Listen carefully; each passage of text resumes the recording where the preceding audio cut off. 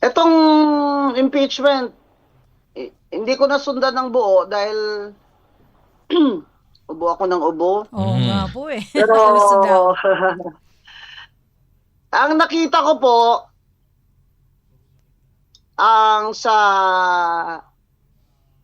introductory or kaya opening statement ng Mhm. Defense Counsel ni VP Sara at saka nilang prosecutors. Yes. The same po na observation ko noon, nung nasa house pa ito, ang kasong ito, ay this is a fishing expedition. Kasi ang mga ebidensyang dinala nila sa Senate ay mga ebidensyang nakuha nila sa kanilang fishing expedition. In other words, yung mga complaint, ang mga pinadala nilang ebidensya sa Senate, kalakip doon ang mga ebidensyang hindi naman na-i-attach o kalakip sa complaint. Kung kaya, sinabi ng ibang congressman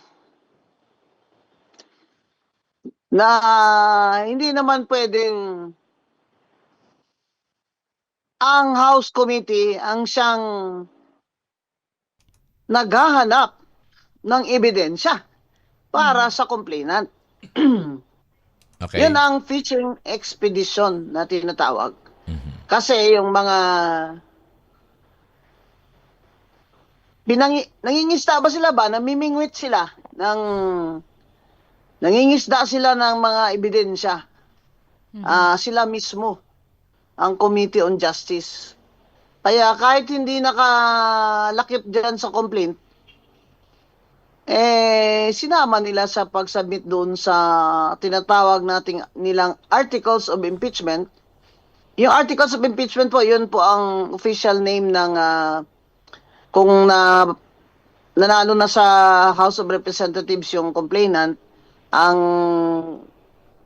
Articles of Impeachment ay nanggagaling naman sa Committee on Justice at sa House of Representatives. So, kalakip doon sa Articles of Impeachment na sinumiti nila sa Senado, ang mga kung ano-anong dokumento na ni-require ng House Committee, kahit na hindi po yun kalakip sa complaint.